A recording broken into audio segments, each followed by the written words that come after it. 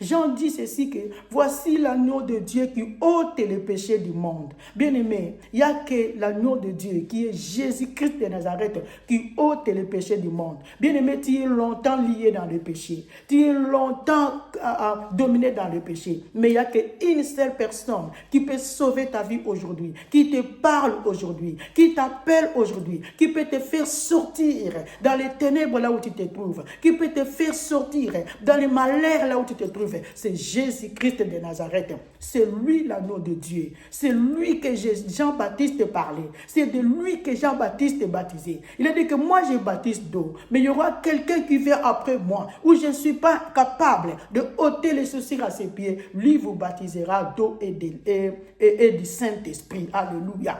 Il vous baptisera d'eau et du feu du Saint-Esprit. Celui-là, c'est Jésus-Christ de Nazareth. Il vient ôter les péchés. Combien de temps, bien-aimé, tu es dominé dans le péché? Bien-aimé, le péché, quand tu vis dans le péché, tu ne verras pas l'amour de Dieu. Tu ne vivras pas ta vie que Dieu a préparée pour toi sur la terre. Le diable, c'est un menteur. Bien-aimé, dans le livre de Jean, chapitre 8, verset 44, la Bible nous dit que le père du mensonge, c'est le diable.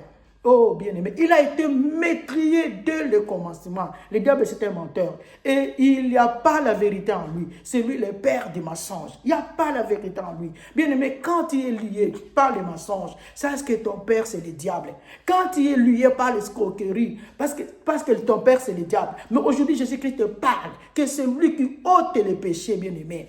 Oh, Rakabasanda. Jésus-Christ ôte le péché du monde. Il est venu pour te délivrer dans le péché, pour te faire sauver. Ne reste pas dominé dans le péché. Ne reste pas lié dans le péché. Qu'est-ce qui te lie? Tu as touché les fétiches, tu as touché les marabouts pour le succès de ce monde. Tu as touché aux magies, tu as touché à toutes choses.